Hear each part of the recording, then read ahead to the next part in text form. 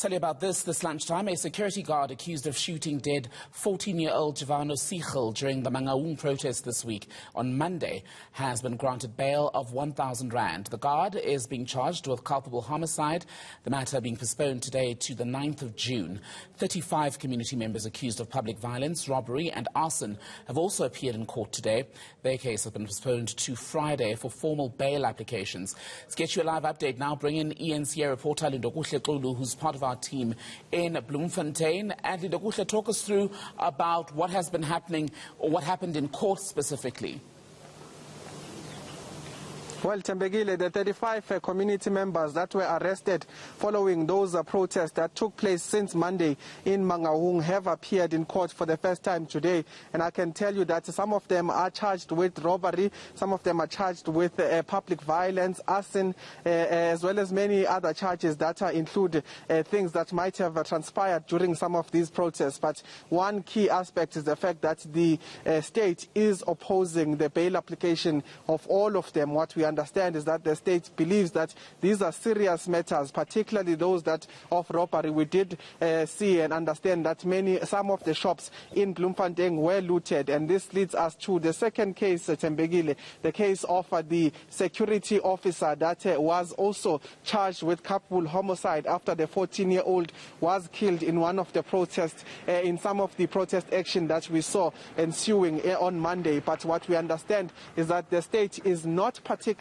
opposing bail. They just ask the security in terms of whether he's going to ask legal aid or he's going to provide himself with a lawyer. He said that he will ask to provide himself with representative. So he says that he's asked for 15 days to actually do that, and the case was then postponed. But he is or has been given bail. But in the matter of the 35 people, they are remanded in custody until Friday, where they will be formally putting a bail application. So those are some of the developments we saw in front of the court today at the Bloemfontein Magistrates Court.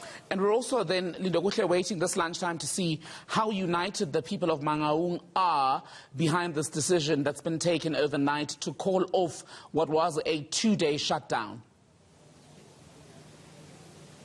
Well, we are waiting, Tembegile, to see in terms of some of those developments from the community. What is it exactly that they are going to do as far as the shutdown is concerned, with the developments of the MEC of Kokta in the province, Free State, announcing that there are some possible suspensions that are going to take place, particularly looking at the city manager. But we do know that the community, following the fact that they said they are fed up with service delivery issues, with the lack of employment opportunities, that they are calling for a disbandment of some of the structures in the leadership positions in this particular council in the area of Mangaung. So what we are expecting is some form of clarity in terms of what is going to happen as far as their protest is concerned. But I can tell you, in terms of them supporting those that are in court, we didn't see any demonstrations outside, whether for the man that is facing a culpable homicide charges, that is the security, or in fact the 35